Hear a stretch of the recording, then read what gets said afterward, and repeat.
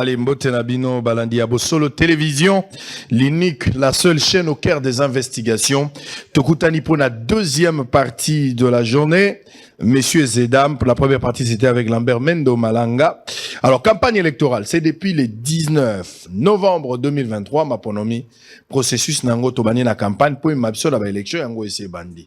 Bato bazali ebele bao bacheli baya, bazo likiete bako pona bango, bako koma ba député, bako koma pe président de la République.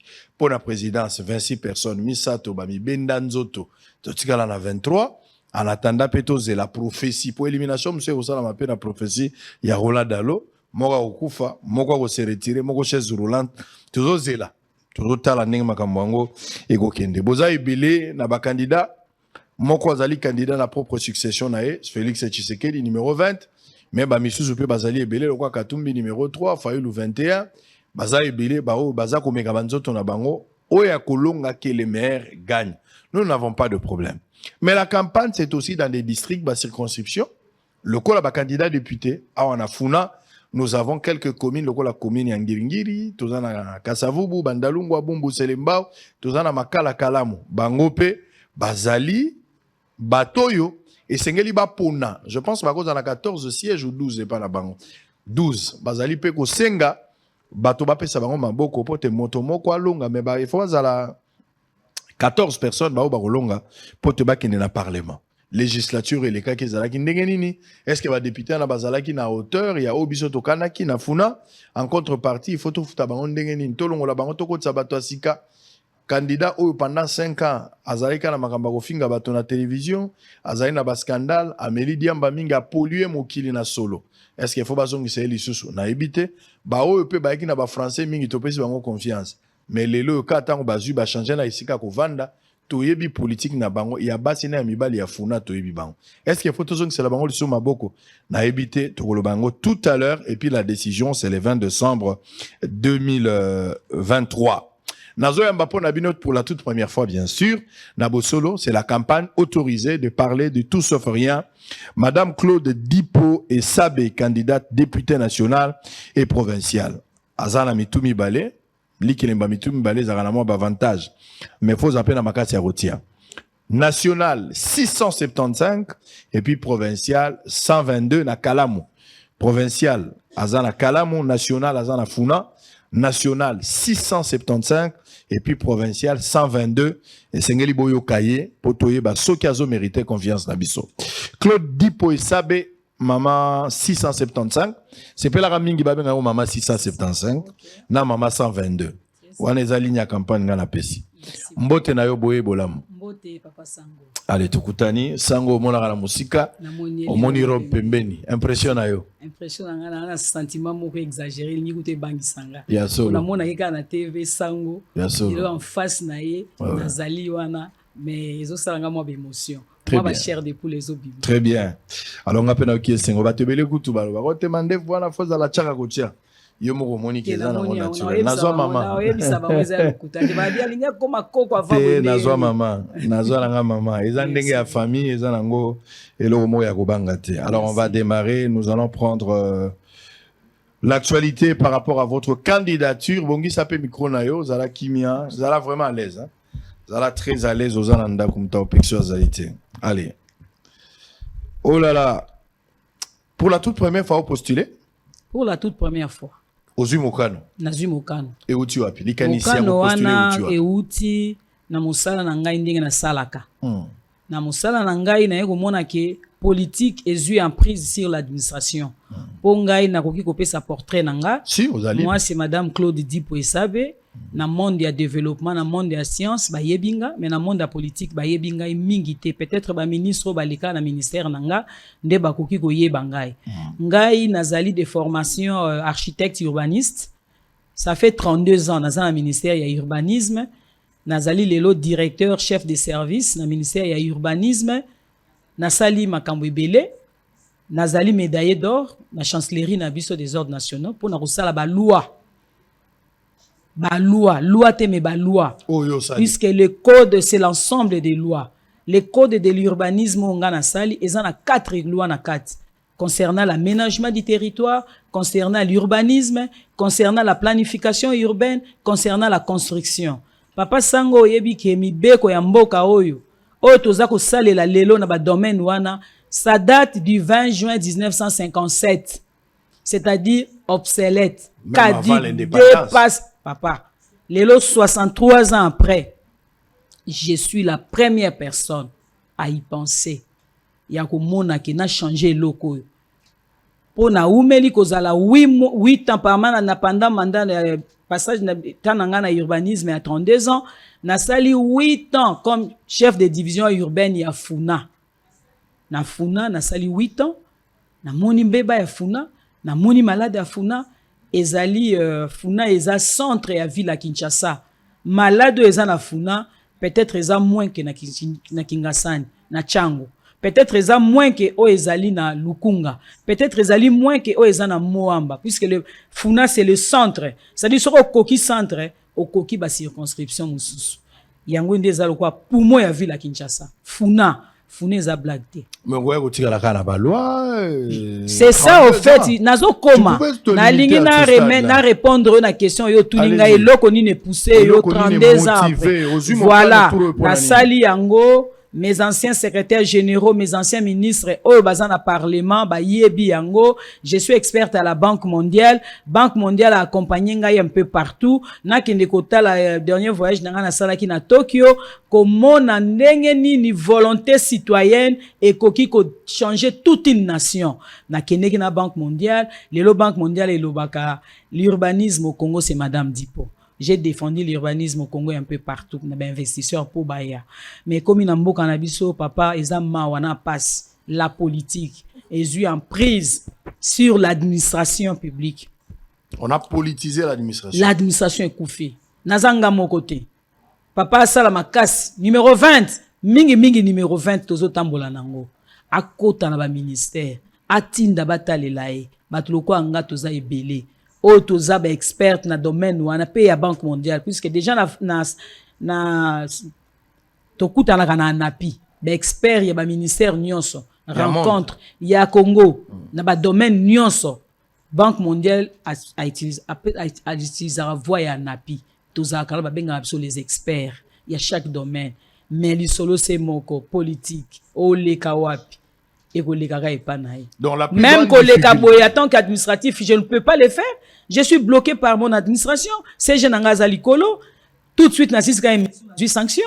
C'est pour la toute première fois, na bima public boye.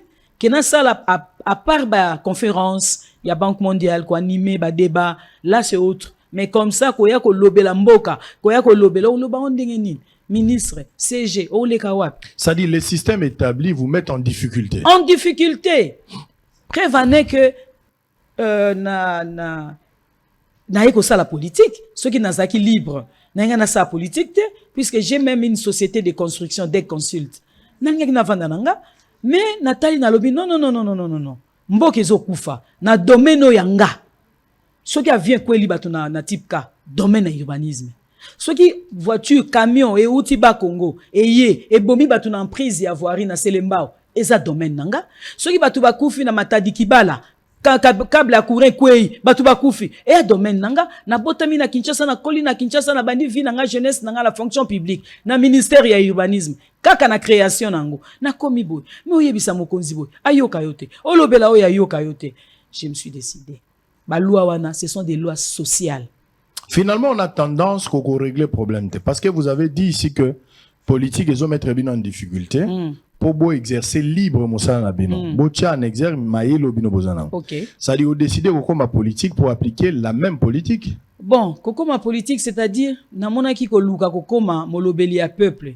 Kokoma vraiment politicien mais kokoma molobeli à peuple. Ba politique on a ceux qui na lobby ezali ba ba yela kabiso na ba ministère comme ba ministre.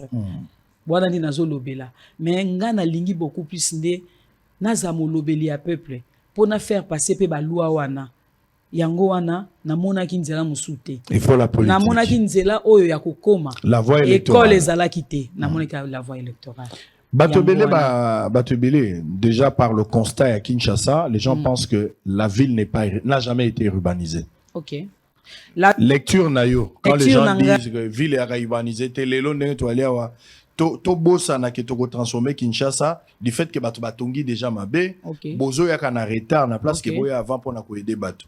Donc Kinshasa vraiment au beau milieu du nulle part. Retard isaté. Ngam na confirmé yo. Retard isaté.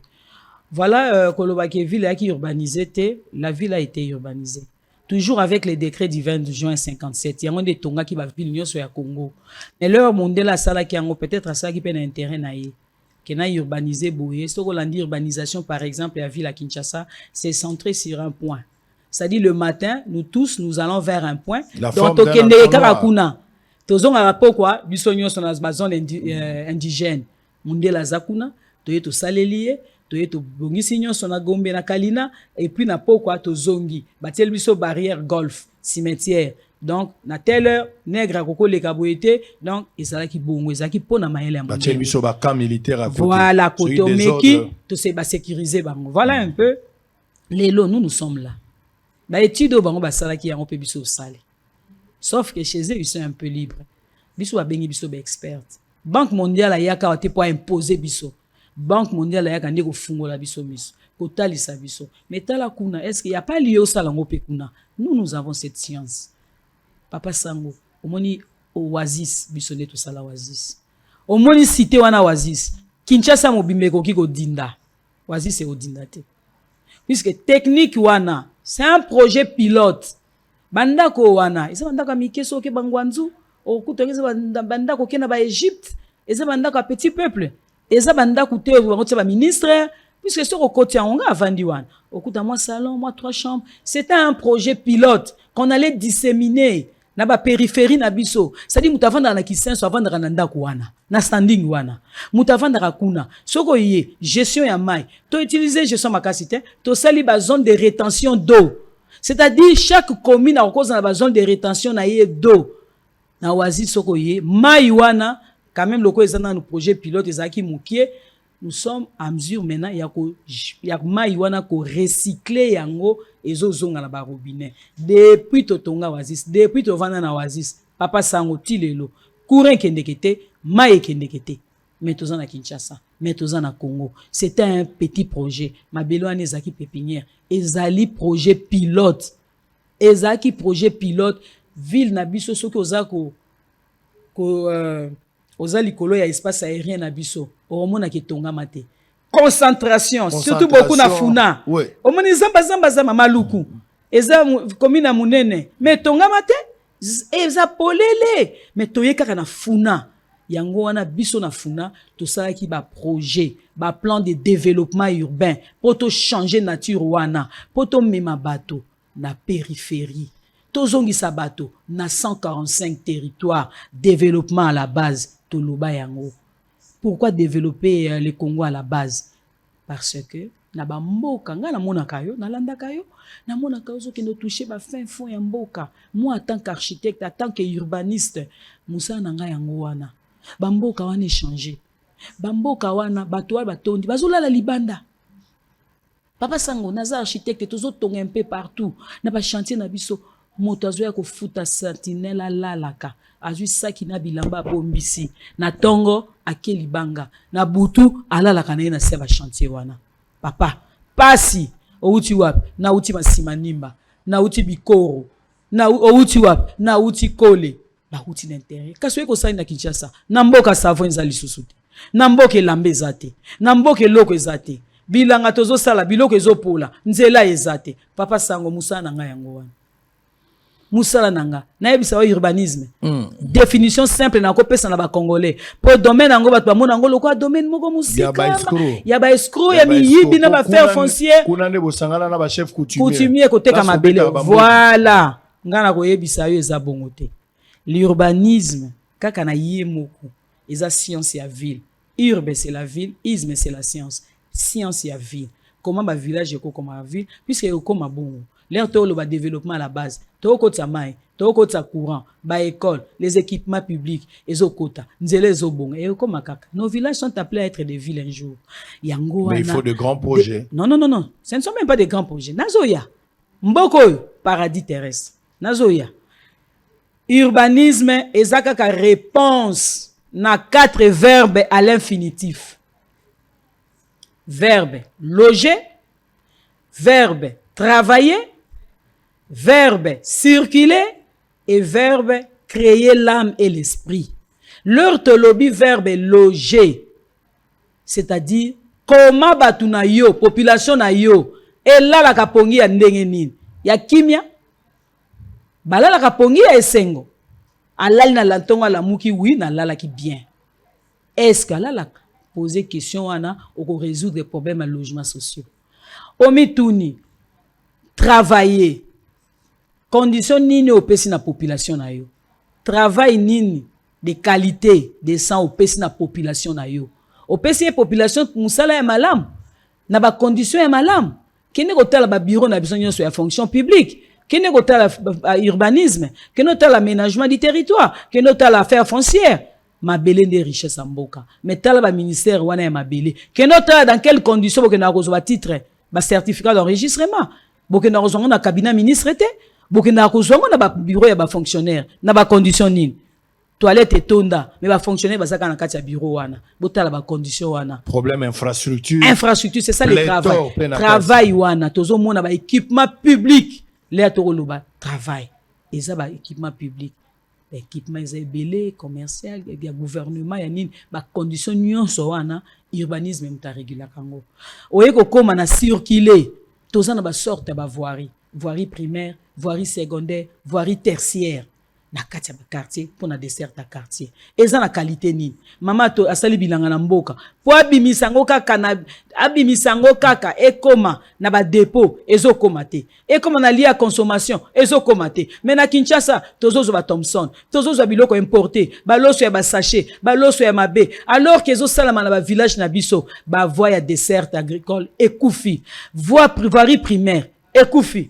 Voirie primaire ezo lié biso nyonso ba province o ezo lié biso tozo eza ndengeni ezo lié ba commune na biso eza na état nini ba voirie secondaire est-ce que l'état atala ka qualité wana après combien de temps puisque nzela pe eza lokwa moto et vivaka pe bande époque coloniale lelo tozala kaka bibamba est-ce que tokoki ko créer ba circuit mususu te ko penser ko sala ba métro ko penser ko sala ba tramway. Est-ce que tu as pensé que tu as bateau na mai na okai mokonzi alinga bandango super? Mais est-ce que tu as créé ba chemin mususu te kaka plan wana ya voirie ya kala yango kaka oye na libulu manzengeli kaka yango otimoli couche de base ese beba ese pola to yera kaka to bambi na mona ki président dernièrement na badiadi nzele zokuya bazo yaka bazo ya na mabanga papa problème ya mai ya inondation na mboka oyo eza problème gouverneur te. Tokoki ko changer ba gouverneur a okokango te. Assainissement ya mboko mabe population akokufa kaka. Il y a 12 ans dans ma conférence nanga, je disais il y aura des années à venir Congolais ko banda ko lela ba mort gratuite. Papa to sambelaka. Congolais ko makali kamne so nzamba atala. E ko makaka nzambe nda lobi. Akufi babomiye, akufi non. Tambola surtout na funda na biso.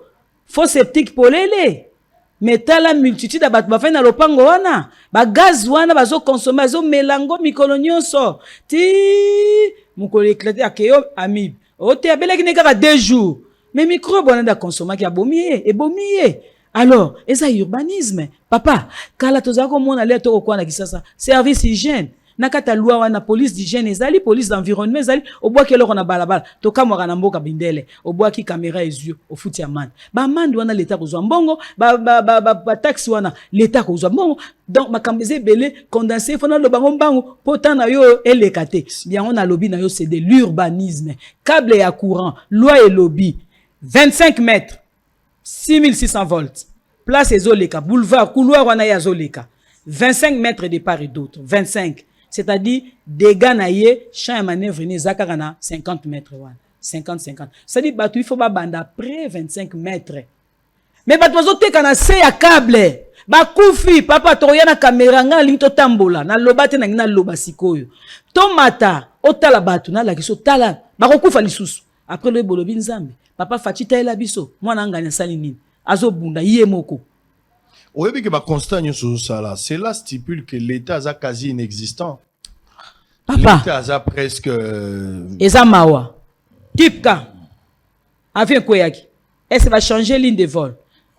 projet yalaki avec le gouverneur Kimbuta ba délocaliser aérodrome wana bato bazongi bazoteka deuxième type kayoya mais ce qui est malheureux ba ticket zoteka ma ya l'état zo percevoir taxe na liwa ya bato na mabele boma pe ko boma matadi kibala tant que salamité ekoboma courant wana na couloir ne yaka na vitesse moko koyeba ngote yango na loi prévoit ki yango elobi 25. Alors les gens ont déjà construit, il faut que ça se connaisse. Papa mboko yo na bomba yote même ba rail c'est pareil so côté na lingwala il faut ba rail nzela chemin de fer ezonga mais batu batongi juste à 0 mètre à rail alors que loi prévoit 25. Pourquoi? Même ceux qui traînent kwe, même ceux qui baluki et quoi atteindre population té. Mais batouana batongi, menzela wana mboko yo Kinshasa, on doit construire là où il y a des villes, on doit délocaliser des populations, on doit à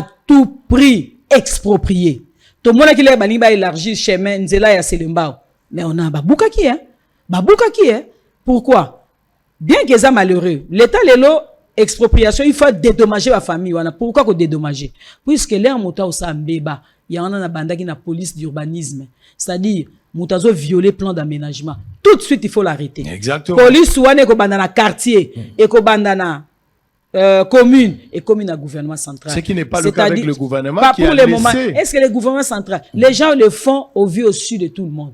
L'État pas zo D'ailleurs, en complicité avec quelques agents et un ministère, il y a maintenant, le lopo na kobuka, il faut l'État zanambongo ebele pour dédommager batouana. Et l'État n'arrive pas aussi à la sanctionner. population, pauvre population, à Outimboka a foutu la passe. La pauvreté urbaine et l'équipe pauvreté rurale, regarde la okinza la côte azuma nyoka le, biso so ozangi 1000 francs au yibi, aussi mi machette, tikomi chelo komi kuluna, pona lipa, yangwana papa nangai, na nyoso wana na yebisio d'une manière ramassée, toko tambola ngano na caméra na bita ba mama ba oteka na emprise ya voirie.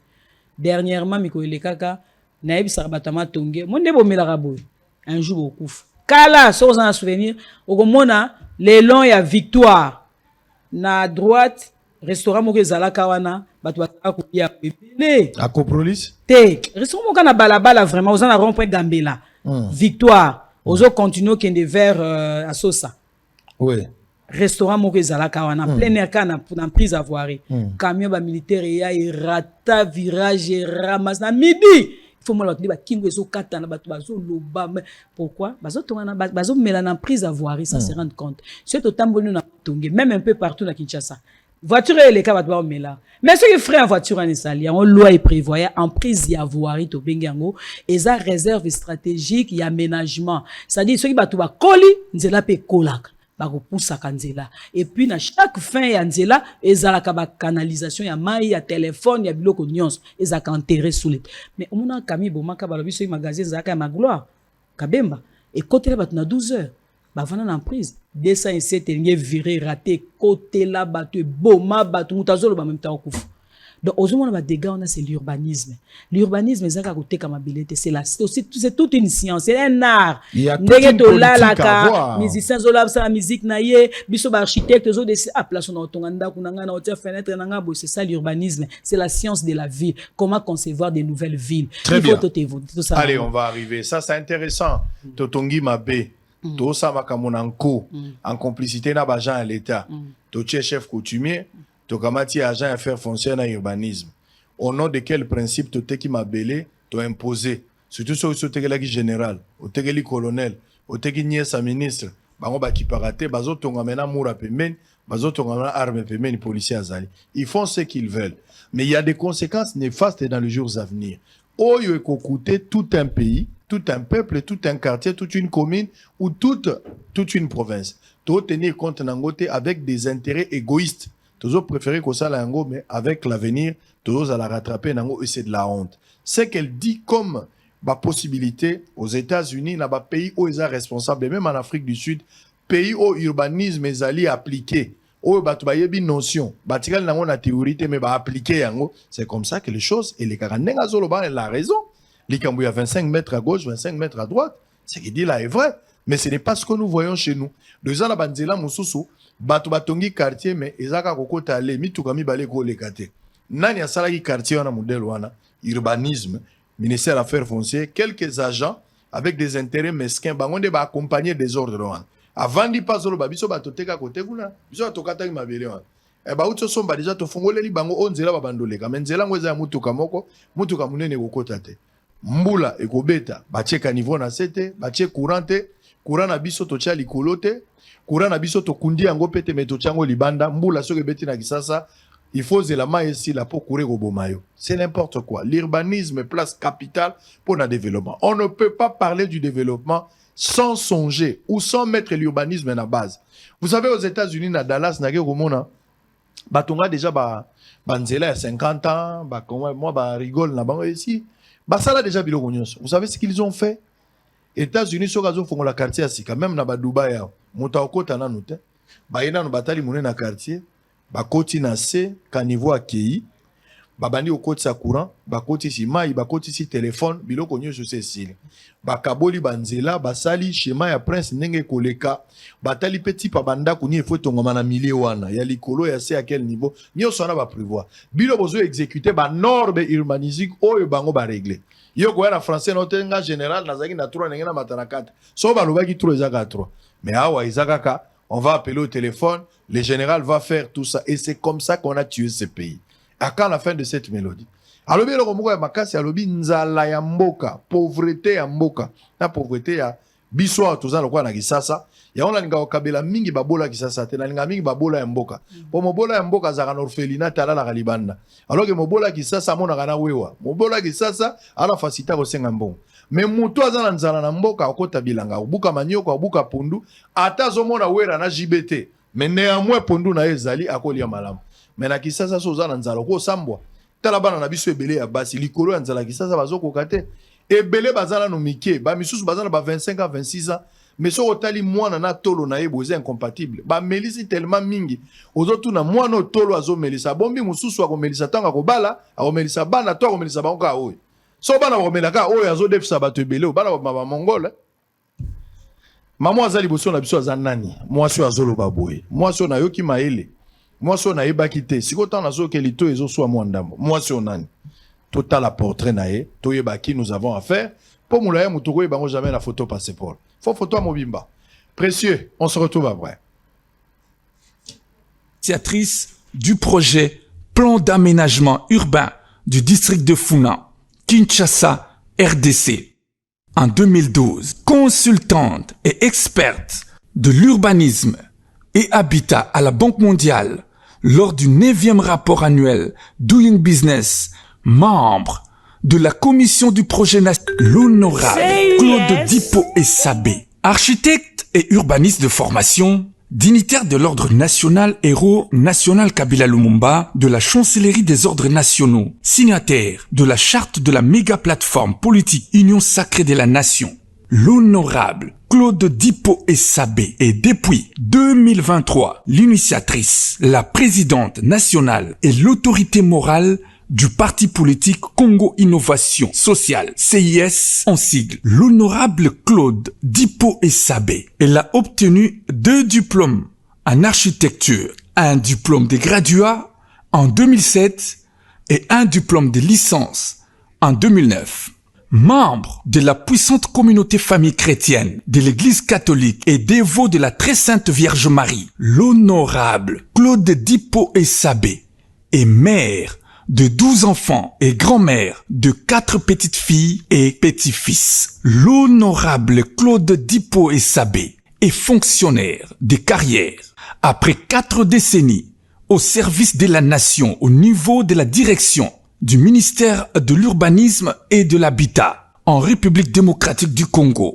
Elle a fini par produire le projet de loi portant Code de l'urbanisme et de la construction étant donné que la loi qui régit les secteurs d'urbanisme date de l'époque coloniale, bien qu'en disponibilité de 2019 à ces jours. Elle est directrice chef de service AI au ministère de l'Urbanisme et Habitat. Elle a été de janvier 2018 à janvier 2019 chef de division des actes de construction au sein de la direction de l'urbanisme. De 2010 à 2017, chef de division urbaine du ministère de l'Urbanisme et Habitat à la circonscription de la Funa. En novembre 2018, elle a initié le projet de loi portant Code de l'urbanisme et de la construction en République démocratique du Congo. L'honorable Claude Dipoé-Sabé est général manager de l'entreprise de construction DEC Consult Sassou depuis 2021.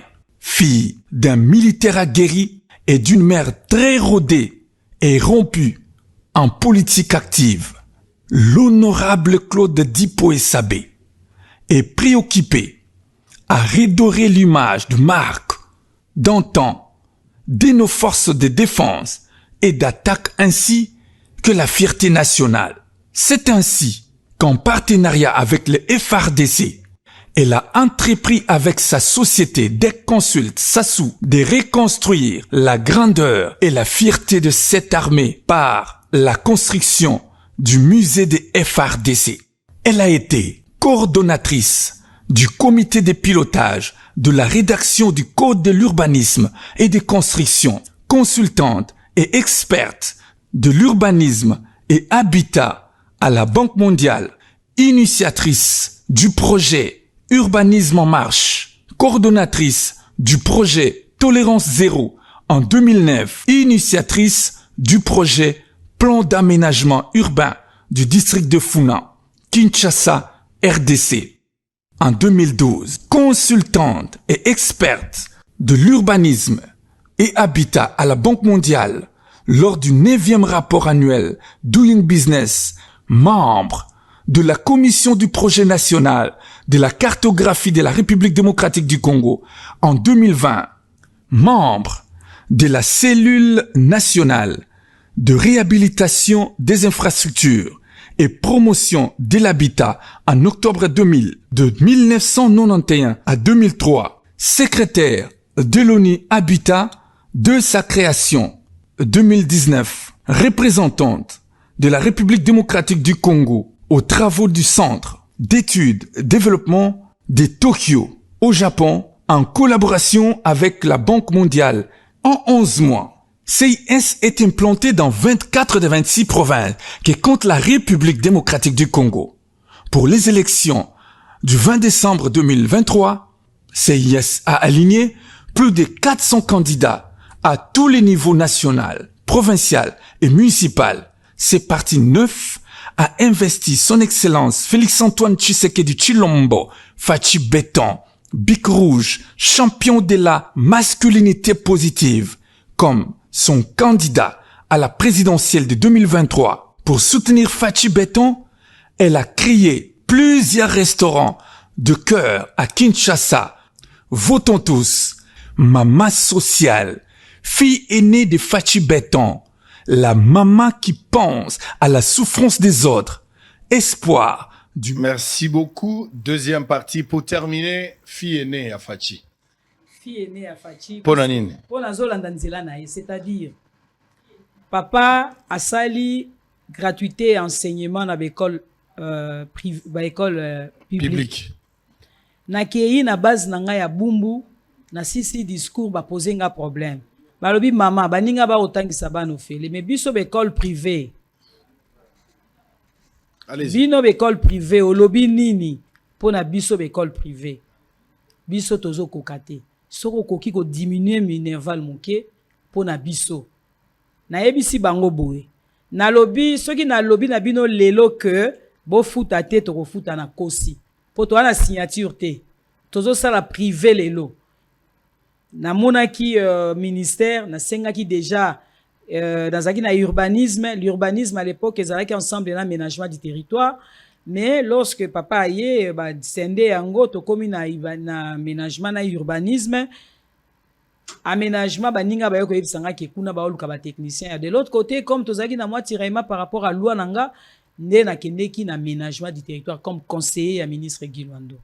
Et puis après na monaki ke il fallait que la loi ou ça là ba dégâts et les cas qui tellement dans domaine wana papa ceux qui tokeno na campus côté monastère au la té soko kiti na nzela selembao juste après la voirie la chaussée ba tongi na bangomba wana mais ceux qui camion quoi ça dit biloko ni sala nga chair de poule et puis ça nga pasi na mawa komona ba condition wana. Alors on a le quitté. Je dois continuer ma lutte. Ma lutte, il faut voir dans yoka. En tant que fonctionnaire, en tant que conseiller, ministre à l'Ikolo, nga conseiller na yo parole mon colonie. En tant que fonctionnaire, c'est Jaza l'Ikolo, ministre à l'Ikolo. Ezo kufa yoka, na lobi jamais. Na lulimbo ka baninga, yanga pe fait comme un paradis. Donc les lois va voter lutte na ezani. Lutte na nga ezali loi wana oza 675 na funa 122 na kalamu. Lelo yongai na kokozwa risque en direct na ibisa batu ke candidat na nga na funa eza tel mama. Soki na lobi na présenter lelo, il faut na zela nini. Papa Sango. Balobi c'est-à-dire ba lera dongo na sonité.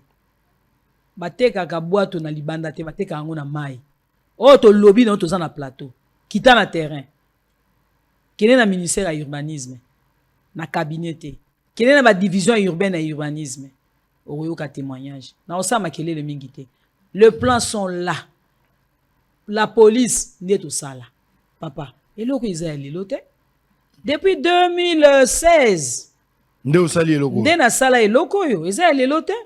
Ancien ministre, ancien secrétaire général, dans le parlement. Ils ont même voulu basa la proposition de la loi. À l'époque, il y a président Obé Minako. Leur baké comme on a président Lobité. Bokende, na ministère des tutelles. Ce qui projet wane ezate. Ndebino, boye ko ça, puisque na ministère des tutelles, les alliés projet de loi.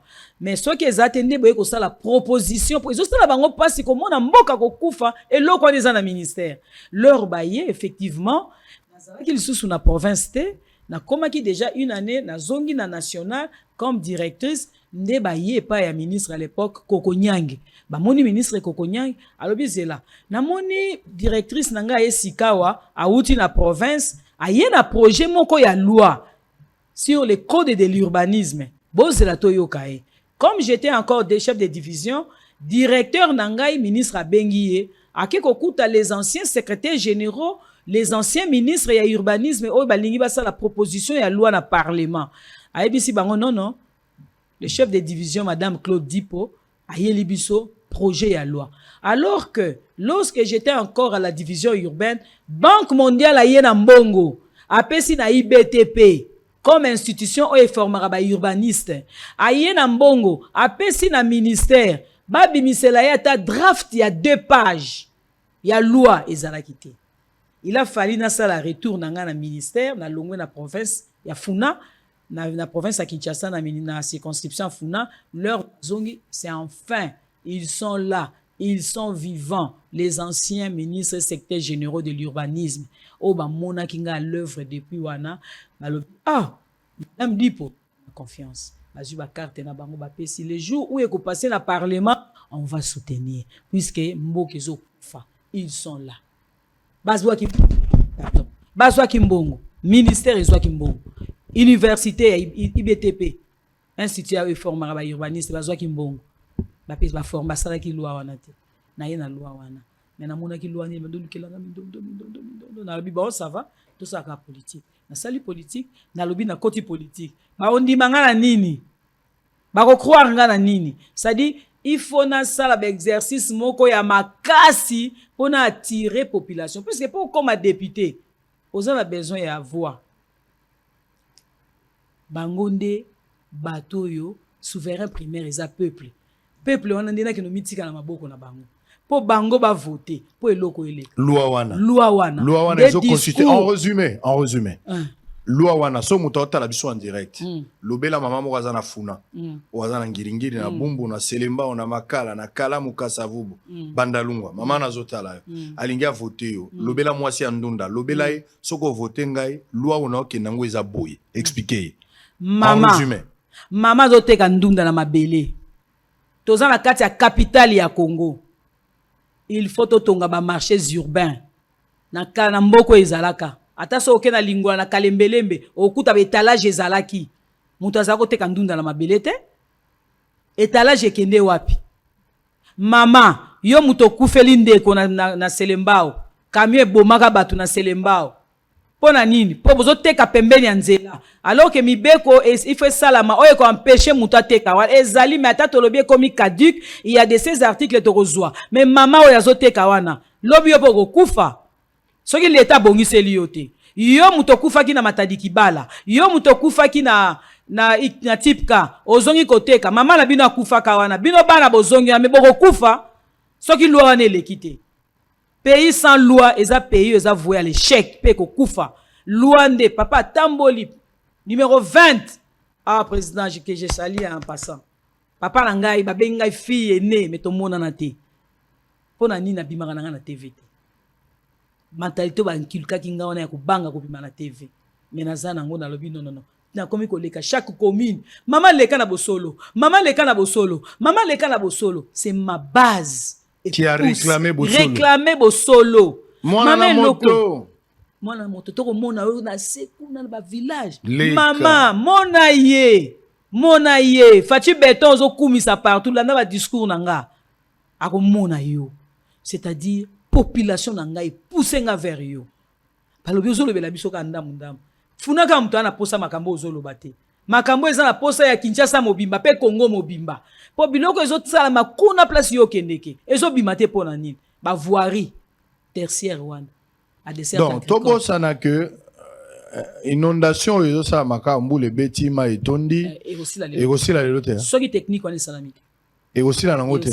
C'est-à-dire bandal il faut comme à mesure il y a gérer mai na ye les jours pluviales na ba mai na ye izo asalelaka. Yé moko ezate le bosali terrasse awa maye beti euti na kimna toko kune euti na kitoki mosi et ye kiteli bino hein kitoki mosi il faut gérer mai na ye mai ba érosion musuezo sala meza mai ya commune wana mai ya quartier wana te eza mai euti libanda ndeka kusaba dégâts pour mai eza ennemi juré ya construction soko pesi o canaliser yete l'air ya ko luka nzela ana pardon te ana excuse te c'est-à-dire to comme à mesure ya kusala chaque commune, chaque quartier a une réserve d'eau, ils ont un château d'eau. À ta commune, nous avons mesure ya ko recycler en côté, ce qui mboule sili, maïe kitaka et puis ekolika. Ba architecte bazo yokanga, ba ingénieur bazo yokangai, ba tu nyoso bazana génie civil bazo yokangai. Lelo, ce qui na tout ni monko, na lobi na ye, les points les plus bas, ya ville à Kinshasa, ezanine, mutaye bien wazati. Ezapété. Bisognon soit constructeur à l'époque, ceux qui sali ba plan, flèche na biso qui n'a qu'à vers le bas, c'est-à-dire l'exitoire. Là, kuna mai place ezo kende. Beljaye a sali circuit nae a rejeté le point le plus bas le fleuve. Bisognon soit tika là qui le point le plus bas ils a fleuve. Ba plante au sala lelo et qui n'est qu'à na fleuve. Chinois yé, leur chinois yé, alinga landa peka ka niveau wana boulevard ibani otonda. Triomphal et Bandoton. Les points le plus bas en Mboko yo Kinshasa yebani souté. C'est-à-dire, il faut maintenant qu'on crée des zones de rétention d'eau. Biso yo sto rotindika sous côté mon côté. To sali ba rétention d'eau na ba commune na biso na ba quartier na biso, tozo gérer mai na biso. Tozo recycler en même temps. Ce qui mbongo ko zana ba gouvernement ko yaka, tozo recycler. Mai okende kete. Donc na Mboko yo ezate papa Mboko yo. Nazo lobate pona luka poste. À mon âge, nazo luka sous poste était 32 ans de service na tendre vers la retraite. C'est-à-dire na mboko yo ko bongisango. Papa, soyez toi sérieux. Tozo yoka. 2 ans chantier Congo Mobimba. Chantier Congo Mobimba puisque les partenaires sont là. Président yena ba partenaire, mais c'est nous les techniciens. To vanda kana bango na table. Bimisa siko loi. Les recommandants makambuke, politique à celle makambunaye, maintenant les techniciens doivent se rencontrer. Bissonné ba technicien. Puisque j'ai été le chef de mission, il y a commission, il y a 100 jours, il y a chef de l'État. Ngai. Dans ce qui est charge, il y a ingénieur, il y a architecte. Mais là, dans monaki, senga, M. Jamal, Mikanda, na bisenga ba fiche technique ya ba matériaux ya kinango puisque ngana école na IBTP baluba nanga la construction elle est moins chère et bien lorsqu'elle est locale c'est-à-dire tozana mabele tozana ciment tozana zelo tozana mai il faut to sala biloko ezana mboka matériaux wana samina climat tempéré biso tozana climat tropical comment nga technicien na kondima on ka aboya la veglette mbongo te soki pour la mbongo nde na teka mboko bato ba otala nga on tuna jamala bien je suis innocent aye na ba fiche ta bikaka biloko si eyaki na charge ki to tie biloko wana ngai kombo na nga ba sita yango mais soki na se présentaki te puisque j'avais démissionné na retiré ba technicien nyonso na yebi général ilunga kampeta soka zolanda nga bi mama na zoma kama solo puisque pa na ye ndazaki responsable na zongi saki na sala ki yango te et kokoma projet ya 100 ya ville kitoko toke na Égypte na chef de l'état toke na Égypte na premier ministre toke na Égypte na ba ministre signataire à contrat koya kozonga koya kotala mabele etekami ti lelo ville kitoko esalami te donc voilà un peu biloko nyonso wana tozoza na kati donc ozomona pasi na motema puisque ville kitoko elingaki esala bien tolingaki tolongola gouvernement kotoyo totinda yango kote kuna na bato ba ministre batongela bango bandako kuna baba novanda kuna na bato nyonso basala manière à délocaliser voilà comme ça to comme on a deux pôles pôle ouest na pôle est elingaki esala moi genre Paris a kalezali para sikeza Dubai a kalezali président tokendeki tokota la ville Égypte bazotonga ndenge utaki olobana batiyo ekota tout ça to bengango viabilisation c'est-à-dire on ne peut pas commencer mbala moko tonga bandako il faut nano fungola banzela des chefs coutumiers congolais des sorciers bato urbanisme ça je dis moi je vous savez makambo zoloba nazai na maluku ezaka po ba image yango na préparer ki yango te nazaki il faut na maluku na okende kota menkao so komika koleki nsele oleki ba cimetière parce que côté kuna koma ba cimetière na ba cimetière à part ba nécropole okota mosusu 2 3 soki suka basala ba biloko na kuna eza cimetière na kalezaka ba place ndo kende ba pique-nique siko ekoma mingi cimetière na kutiba na poto ebele bazolia bango mbongo so komika na nsele wana bato atekela bango ba chef coutumier otali tout moi banda kuna za na vidéo yango je pense na téléphone na ngai lokola cimetière banda kuna lokola batombo nzela ezalite courant bosana mai bosana mais oza na Belgique oza na France na Allemagne États-Unis zakake naza na hectare nanga kuna naza na 20 sur 20 na bandi déjà musala ozo sa na confiance na chef coutumier nda somba ke pano na mikanda un désordre organisé l'état s'occupe urbanisme affaires foncières na chef coutumier bateki mabele batie bato en difficulté mai te nzela te courant te mais ozo bisabana ke na sombi déjà mabele ça va kalaming te na banda musala batongi mwanda ku mise en valeur batie bato na kati bazovanda yo ingénieur okota kuna te ministère na bino bayate affaires foncières bayate donc kunezaka chef coutumier aza muninga général atie ba policier et sili bavani na ndinga wane basala un désordre organisé mais il y a des conséquences néfastes dans les jours à venir toujours le mort d'homme mbole zobeta boy ememi bato bakufi l'état bongisaka bibeme na vélodrome akunda 40 personnes ezoleka bubato azolela maboko na mitu nzambe na ngai zala na bano batikali et puis l'état dans cimetière et puis l'état dans cimetière non lelo ba récupérer président lobi yo ba l'état cimetière mabele yo moko lobia ke boke na Égypte bo négocier pona nani soki cité nini kitoko boyo kani bo signer makambo nyonso boyo siko boya kotala mabele zate mabele ya l'état mais chef coutumier ateki Nzamenanga, est-ce qu'il fallait tobima ba pigeon la France ke bato na lisasa? Luka ki solution nini pona bima il fallait na sala depuis février bato ba kotalanga ba base nanga ba yebi soki lelo parti nanga to bandi yango lelo 11 mois et comme y atteindre quand même 24 provinces c'est puisque pendant ces jours nanga na urbanisme j'ai donné au moins plus de 10 500 numéros matricules na ba jeunes ou ba intégrer qui administration publique alors moi ba souvenir wana et belé baza sous ba agenté ba komi ba cadre mingi ba koma ki ba chef de division urbaine na ba province alors ce sont eux qui sont ligués ba onde ba sangani po ba sunganga po parti yoka na makasi po esala makelele makasi po mokonza yoka très bien alors parti yango komona ngoni Congo innovation sociale très bien tolinto innover o ezala kité ezala très en bien. Commençant par les restaurants des cœurs, en commençant par Kozouabana na biso, o nazo ebisa ba mama, il faut na lobelango awa na bosolo bango batinda kinga ba yoka lisola ngana bango. Ngana bango na yebisi ba mama, na tuni bango motuna moko. Mama leur botaki mwana mobali. Papa pesaka yo nini? Apesaka nga cadeau. Ya nini? Oya lobi ya super, oya lobi ya bijou. Na tuni ye super ango eza wapi? o toteka bijou eza wapi toteka bongo mwana yango aza wapi avandi ne mwana yango aza wapi lelo bana yango tobengi bango banani bango mo bagangi bakuluna natuni bango bana bozoganga kuluna bozokesengo te mama pesa biso musala mama nzala mama pasi bamama balili nayebisi bamama lelo mwana asoka alingi akota na ndako tala kumba okangi porte moyibi aye momeli bangi wana ye me olatelaka ye bijou olatelaka ye super me nga nazwi bango me nakoki kozwa bango nyonso te nazwi kaka oyo nazwaki plus de 500 namemi bango na bachantier bakomi na bachantier papa okoya okoyoka batémoignage. Allez, on va suivre quelques réalisations tout à l'heure. Motema nanga izo punza moi na lingala to ba rezo punza punza motema izo ningana bakomi ba ferrailleur bakomi ba maçon ba osa batémoignage na sale bango ba restaurant de cœur na ba commune nyonso afuna tikanga na lobela yo mama 675 boza na funa bozoluka moto ako voter sango lobi olingo loba pe na funa oui bon na lobaki na koloba te na koloba pe po na funa. Nous avons reçu à donner des voix à des escrocs na funa wana sango lobi baza ba escroc oui monsieur bato to vota ke bene na funa ba escroc na retirer bango confiance na kombo ya bosolo comme la chaîne la plus suivie à République démocratique du Congo.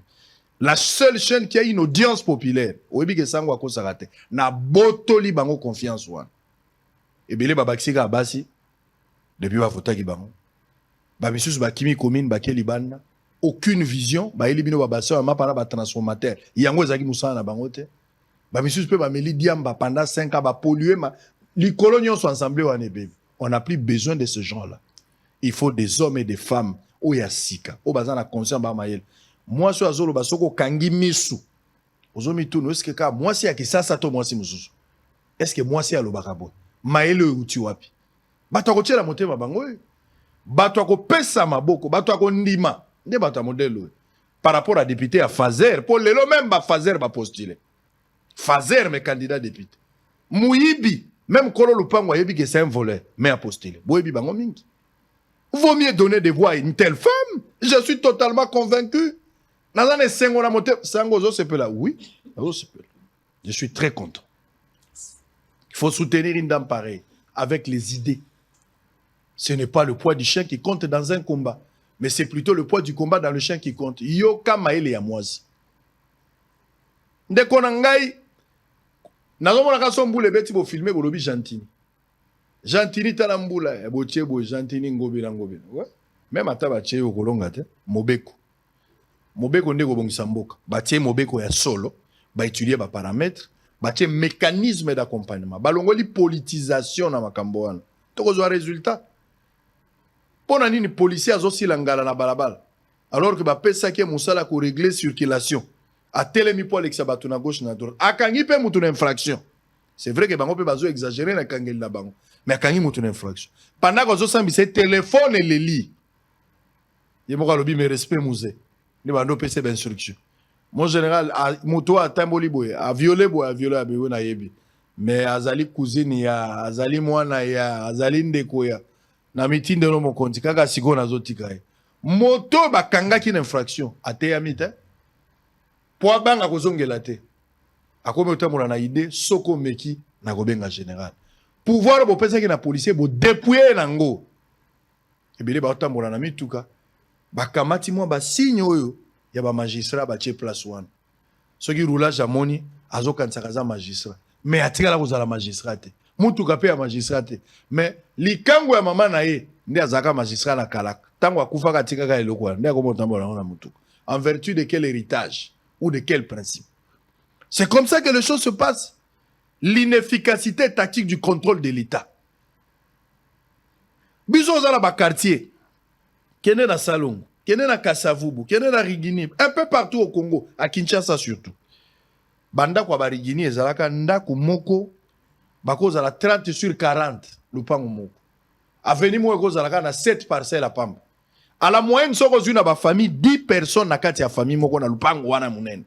Soko tu 7 parcelles, tu peux avoir 70 personnes sur cette avenue. Courant stable, maïs stable. Les lois à cause de l'inefficacité à l'État, manque de contrôle. Ba loi ezalité applicabilité peut poser problème. Moto abandi côté ka place ezalaki 30 sur 60 ateki yango na 6 personnes. Ba o baye moko amatisi 3 niveaux, pas amati 2 niveaux o atikali na C. Place banda ko bimisa 10 personnes ko bimisa 110. Kuraka kawana, maika kawana. Urbanisation ezawapi. L'état ezawapi. Affaire foncière eko sala nini. Tobomi mboka biso moko. Kuraka ka moko kabine wana charge yango. Ba msu ba chena izina mai na kati ya ndako. Ba osala ka kura wana. Tomilingi te. Totambola lokwa banyama. Ata askari sazaka na mobeko na libumwa mutu. Bato atambola ka boete. Mama oyo azala makanisi na yoki yango. Makambo azolo ba matadi kibala. Til lelo depuis tolobaki balongola bato na matadi kibala. Balongoli bato te. Bato bazaka bazoteka. Mikolo yo kolele sili. Mbula ya munene eboma lisu bato. Nzambe osali biso. Oyeba prière musu to wana ngona Kinshasa to tungisaka Nzambe. Na bamboka musu basambela rapport na embouteillage. Ta embouteillage ya démonter. Courant ko kendezaka démonter. Eza organisation ya bato place bovandi. Ule to sambela rapport na lola Nzamba longola masumu abongola lolenge na biso to komi osambele na bambouteillage. Alors qu'embouteillage eza normal. Tozana ba heure to benga ba heure de pointe ko salama. Mais na ba heure normal ba tozo tambola banzela ya kokima pe ezali. Lelo ata to lobi to tonga banzela ya likolo to l'excellent wapi. Na banda ko ya bato. Chef coutumier, la majorité des escrocs en complicité na bato urbanisation, na bato bazan affaire foncière. Surtout que batie ba généraux na ba ministre likolo. Maman ngwa salini nsango zokumisa 675 na 122 na funa. Kalam, Toyo Kanan. On se retrouve après, on va terminer.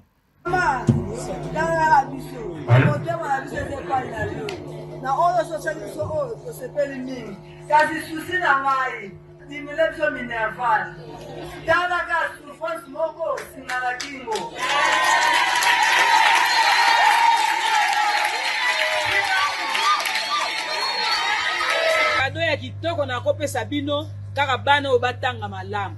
Papa salelinga calcul et sali $20,000 pour bana ba futa ane ote na ko futa yango.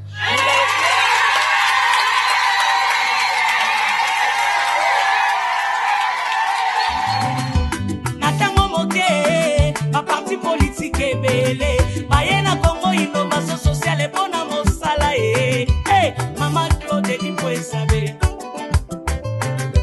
pour autoriser ya Congo innovation sociale.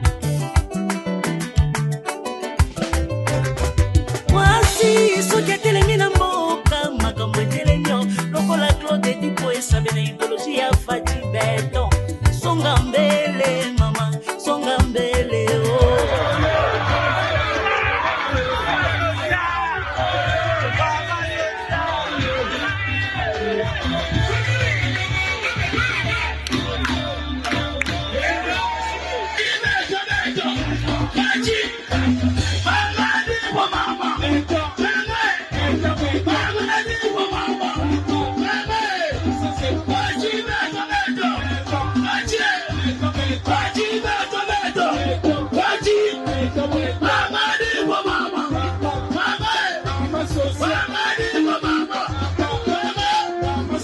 na funa mobimba na bumweza na semba restaurant eza na kasafubu restaurant eza na ngigiri restaurant eza na kalamu restaurant eza esalami na 7 commune ya funa.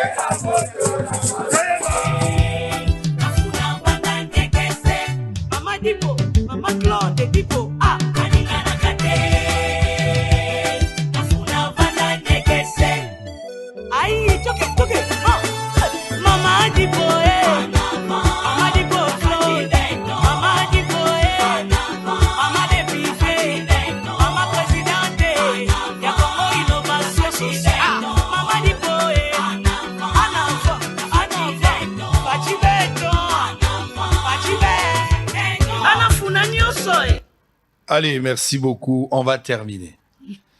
Désolé, Zagi, moi, Moulaï, mais on va terminer. Et à solo. Ngaye. Nabota mara pembe, zaka ba moiti, na komi mundo boye. Na muta pembe na kati. So talibala ba bimi pembe. Ah bon? Na za muta pembe mais ba moi kakande. Omoni ba condition yo. Des fois zota mwana beauté na yo mais condition mboka ebombi na beauté. So mboka ebongi elongi bimi. Très bien, nous sommes arrivés à la fin. En tout cas, bonne chance na yo. Merci. Nazo bois ke la yo mokako soi. Merci papa Sango. Na lingi yo koma député. Na lingi ta ba seni a kosala makambo na ye o ma député. Na yambi yango. Kamata batu lokola ba témoin tinda bango na ba centre. Merci. Kamata ba témoin bazala partout. Yo moko pesa la campagne sur terrain convaincre batu ngape na koyebisa batu ndenge na lobiao. Ba kamata yo ba peso maboko. Oza maele nazo sentir pe que ozali honnête. Ozolo ba na télévision o convaincre nga na ndima batu pambate. So moninga na ndimi c'est-à-dire na sepeli. Na lingi o remplacer basi ya funa. O remplacer mibali ya funa. Miyibio ya kala o remplacer bango. Mais soki okei ko bossa na makambo tozolo ba direct te. Loba malamu pour na peuple, sala malamu pour na peuple, kanisa malamu pour na peuple.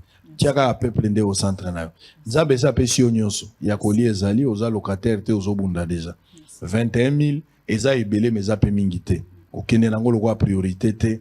Salela kaka mboka. Le reste là, nzambe mo ko s'occuper nango. Liloba no asuka na ba obalandi yo. Liloba nanga ya suka, ba mama, ba tata, bandeko, émission na bino yango oyo. Olobaki mama cadeau ko kopesa biso, tomoni biso ka afuna nde tozoyo kango. Mais na ba discours na ngale na ko sala, bazoya pe na bandeko ba chango, bazolela lela mama me yo zolo bakara na funa, eloko ifalo lo bango kene na bosolo. Vraiment j'étais hésitant. Tala banda février. Tata yoko kuta na novembre na campagne alors que bazaa ko sala je. Bon nzote mesana te, moni eloko nzote mesana te. Donc mais nazo kende. Nazo futela bana Minerval, na sali restaurant, na komi na 15e restaurant. Na funa ki lobby ya Matongi, na ya Jakarta. So komi na Jakarta ba petio na bazo lia na bisi bango botika. Na kauka, o nga mutu boy, bango tu bazo ya kolia. Babandaki nanu liboso, bazo lia, ba pesi baninga mukongo. Bazo lia, OK, kona bayoka na rate na ye na bomoni. So ki lobby na kuti bino ya pesi, so baluki boyete. Na kangi restaurant. Mama ta yebi nene, tala matama ba mama. Ofele, de 7h à minuit. Hein? De 7h à minuit. Bilo ni baolamba. Bilo kitoko soso yali, madesu na mabumu, madesu na makoso, madesu na mabunani tous les jours. Tous les jours. So limito kitino na caméra siko na okende babenginga na bumbu. Mais soki na bimi dégâts, sango ngaso na bimi dégâts, na komi na ba soda, so kitina so mona bato minene bazaka na papa mukuna. Ne ba ko ba pesa kotambola na komi na insécurité. Donc so mutameli le prada eko vanda te na tongo penza papa ya meliti ake musala calme. Donc na ndako yebike mama na bana bazolia yepeleka kozonga na pokwa kolia. Soki mbula oye penza avant minuit oye kobeta koko na lia kité. Ba lambeli biloko eza en permanence. Bana ba réchauffe ba gaz bazo lamba biloko. Oh. Nombre eza limité de. Nombre eza limité kaka na yebite soki ba parti so ba ko ba membre na po ba nyo so bazoya kozwa carte à parti. C'est-à-dire au signer au sali fiche d'adhésion remplir sur place et puis photo ba kangi yo ba ke sa elo carte. Bato bazolia bazozo ba carte. Donc on lit en fonction à carte. Et à carte na on la sigabo et endroit. Et endroit. Tongo pourquoi mais tokomi na bato comme tal ba 30 000 hein. Bato lokoso zunante. Bato lokoso au saranate mapa na siko la sali système soki mapa bozo wa comme 100, bo nous a 200. Pour ça va muto 5 pains. Mais là ba bandaki siko na moni ba komi modéré. Ba yaki na vitesse gambela na sali musu na sima Christ roi. Ba mama gambela. Ba chailleur, ba tout so keneti euro. Sango ngalo so koti dégâts. Yesu nanga dégâts. Na routine de l'autre des experts. Otinda moko déjà ya Hervé photo. Ayaka. Ayaka déjà. Beaucoup. Ouais. Te ayaka moye bakate. Ah ça va moye. Na platini. Bango me ba koya lokola ba expert. Bakolia, ba yende kolia na bandal. Na 5 Cassien, na terrain wana. Quand on a copa mama Fifi. Partout au monde batia ba bâche. Restaurant de cœur ngai. Zalaka na carte et endroit. Mukola liboso yo ozwa carte ndeni. Mukola liboso ko eza mutu musu ayebi ka azali na mutu a voter te. Aye na ye. O remplir ka fiche d'adhésion. O comme nos membres. Ozwa carte à partie. So pe okosika yo. mais lero okoma na urne okanisi fufu okanisi lipa 675. voter. Très bien. Allez, on a fini pour aujourd'hui. Votez 675 Funa, votez 122 Kalamou, Claude Dipo et Sabé. Boyebi ke jour mama lambaka so so ayeba nombre bana. Jour a pondu baleginzela baliaka. Bosolo esili tokutani lobby. À très bientôt.